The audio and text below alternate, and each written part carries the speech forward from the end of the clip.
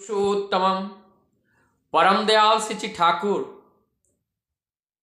एक दिन यज्ञ के बारे में अपने भक्तों से बातचीत कर रहे थे। यज्ञ का क्या अर्थ है? यज्ञ का वास्तविक अर्थ परम दयाल बताते हैं। यज्ञ का वास्तविक अर्थ है सेवा। जैसे हम लोग जब देखते हैं देव यज्ञ, ऋषि यज्ञ, निर्यज्ञ, भूत यज्ञ और पितृयज्ञ, अर्थात जो देवताओं के प्रति हम पूजा, जितने भी अनुष्ठानिक क्रियाविधि को हम लोग करते हैं देवी देवताओं के लिए, जिसको हमें करना चाहिए वो देव यज्ञ हैं।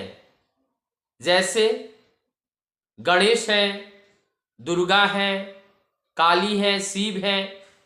तो ये जी देवी देवताओं का पूजा का मतलब पूर्ण, उनके अंदर जो गुण है उस गुण को अपने अंदर अपनाना है, अपने अंदर लाना है। इससे एक ट्रांसफॉर्मेशन इवॉल्व करना है। तो ये जो देव यज्ञ हैं, अर्थात इस संसार में जितना देवी देवताएं हैं सबके अंदर जो गुण हैं वो सारे गुण को अर्जित कर लेना है। और इस अर्जित करने के जब हम अर्जित कर पाएंगे तो वही है हमारे लिए देव यज्ञ। अर्थात किस तरीके से गणेश की स्तुति आराधना करनी चाहिए और उसका जो वास्तविक अर्थ है वो गणेश का मतलब होते हैं गण धन ईश, अर्थात गण मतलब जन समुदाय, और जन समुदाय के वर्धन के लिए जो कार्य करते हैं वो गणेश होते हैं। अर्थात गणेश पूजा करने के बाद अगर लोगों की सेवा के लिए, उनके जीवन की जरूरत के लिए मैं अगर जरूरतमंद बन के उनके सामने खड़ा नहीं होता हूं तो उस पूजा करने का कोई सार्थकता नहीं है। तो ये जो देव यज्ञ हैं, देवी देवताओं के गुण को अर्जन करने के लिए देव यज्ञ को किया जाता है।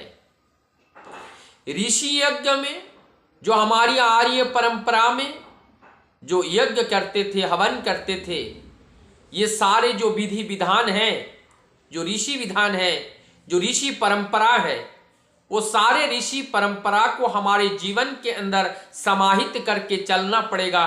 तभी हम उस ऋषि यज्ञ यानी कि ऋषियों की सेवा करने के योग्य हो पाएंगे और तब हम इसको कहेंगे ऋषि यज्ञ करने का जो अर्थ है या जो उसका लाभ है तभी हमें मिलेगा।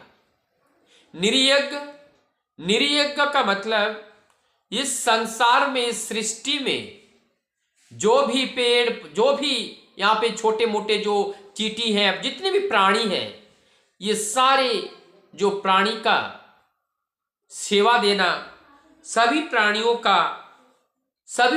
का सेवा देना, सभी प्राणियों की जब जो चीज जरूरत है उस चीज का परिपूर्ण करना, ये है निर्यज्ञ। और एक शब्द है भूत यज्ञ। भूत यज्ञ का मतलब है, जो भूत का मतलब ठाकुर जी बोलते हैं इसकी धातुगत अर्थ के हिसाब से जो इस धरती पर सृजन हुआ है, जिसका ये सृजन हुआ है, जो इस संसार में चराचर में हम जो कुछ भी देखते हैं ये सब भूत हैं। और ये जो सृजन है उस सृजन प्रगति को रक्षा करना यानी कि उस धरोहर को संभालने के लिए जो कार्य है उस कार्यों को जब हम करते हैं, कार्य मतलब यही सेवा है, जब इस तरह के कार्य जब करते हैं तो ये भूत यज्ञ समापन संपन्न होता है। उसके बाद जो पितृयज्ञ, पितृयज्ञ का मतलब है जो अपने माता पिता और गुरुजन जिनसे हम इस धरती पर आए हैं उनका सेवा करना आजीवन तक। जब से मैं समझना सीखा हूं तब से लेकर उनके संपूर्ण जीवन तक जो कुछ भी उनकी जरूरत है वो सारे जरूरत को बिना बताए हमें पूर्ण करना है, तभी पितृ यज्ञ की सार्थकता का जो फल है वो हमें मिलती है, तृप्ति मिलती है, आनंद मिलती है, और वो प्रसाद, वो अमृत हमारे जीवन में प्राप्त होता है। तो ये जो पंच यज्ञ हुआ, ये सारे पंच यज्ञ को मिला करके ठाकुर जी बोलते हैं जो महायज्ञ वो इष्ट भृति है। ये सारे यज्ञ का फल हमें इष्ट भृति के अंदर से ही मिलते हैं। इष्ट मतलब वही मंगल, और मंगल को निर्भर करके मंगल के भरण पोषण के लिए, और वो मंगल का मतलब होते हैं सत्य, और सत्य का मतलब होते हैं वो ईश्वर, और वो सत्य की, वो सत्ता की रक्षा के लिए, सत्ता की जो प्रतिकूलताएं हैं उस प्रतिकूलता को विध्वस्त करके वो सत्ता को संरक्षण करते हुए उनकी आगे की ओर बढ़ा करके ले जाना, जो कह बोलते हैं जीवन वृद्धि निरंतरम स्मृति चिदवते। इस बात को परिपूर्ण करने के लिए जो कार्य हम करते हैं वो इष्टभीति महायज्ञ के रूप में होता है, और उसमें हमारा ये फल मिलता है।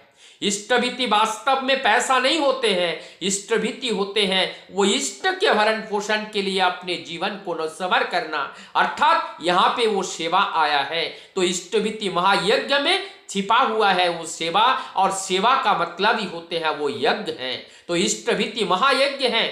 ठाकुर जी यहाँ तक नहीं रुके, आगे कहते हैं कि निकुंभिला का जो यज्ञ का जो फल मिलता है, ऐसे हजारों निकुंभिला यज्ञ का जो फल होता है उस फल से भी ज्यादा इष्टभीति के फल से इस कलयुग में हमें वो प्राप्ति होती है। निकुंभिला का मतलब मेघनाथ ने जो यज्ञ किया था राम को पराजय करने के लिए, निकुंभिला जंगल में जाकर के, निकुंभिला के जंगल में जाकर के अस्त्र शस्त्र की प्राप्ति के लिए उन्होंने महायज्ञ का आयोजन किया था, और उस यज्ञ से भगवान राम को पराजय करना चाहते थे, और इस मनसा से वहां पे वो कर रहे थे, लेकिन उनका यज्ञ संपन्न नहीं हो पाया, और जिस वजह से वो पराजय भी हुए। तो पराजय तो होना ही था, चाहे वो किसी भी रूप में हो। क्यों? क्योंकि सत्य का जय सदैव होता है और असत्य का ही पराजय होता है। सत्य की जो दीपक हैं वो हल्की जल सकती हैं, वो धीमी धीमी जल सकती हैं, लेकिन वो बुझती नहीं है। लेकिन जो असत्य का दीपक है वो चाहे लो उनका जितना भी तेज क्यों ना हो, लेकिन वो एक समय बुझ जाती है। ये सत्य और असत्य की ये लड़ाई होती है, इसमें सत्य की ही सदैव जय होती है। तो इस प्रकार से ये जो यज्ञ है हमारे जीवन में इष्टभीति महायज्ञ का जो करने से इस कलयुग में हमारी जीवन में जो हम आशातीत फल हमारी प्राप्त होती हैं, आज भी अगर हम इस चीज को ठीक ठीक समझ नहीं पाएंगे तो हम बहुत कुछ खोएंगे। आइए परम दयाल का दिया हुआ जो विधान है, जो विधि है, जिसमें इष्टभीति है, और उस इष्टभीति को जीवन में करके वो एक महाकवच होते हैं जो हमारी जीवन रक्षक बन करके आते हैं। इसीलिए ठाकुर जी बोलते हैं जो इष्टभीति को ठीक से करते हैं उनके जीवन में अकाल मृत्यु कभी नहीं आती है। तो इष्टभीति जैसा महायज्ञ इस दुनिया में और कोई कुछ नहीं है। इष्टभीति महायज्ञ हम जीवन में करते चलेंगे मरण उपरांत तक। ठाकुर जी बोलते हैं मृत्यु भी अगर तुम्हारे सामने खड़ी हो और उस मृत्यु को भी भय ना करते हुए तुम इष्टभीति का निवेदन पहले करना, उसके बाद तुम उस कार्य के लिए या उनको संतुष्ट करने के लिए या उनकी बात को सुनने के लिए तुम आगे की ओर बढ़ना। लेकिन सबसे पहले इष्टभीति का कार्य तुम्हें करना है। तो ऐसा महान जो उपदेश है, जो निर्देश हैं, हम जीवन में परिपालन करके चलेंगे। वास्तव यज्ञ करने का जो फल है इसी में ही निहित है।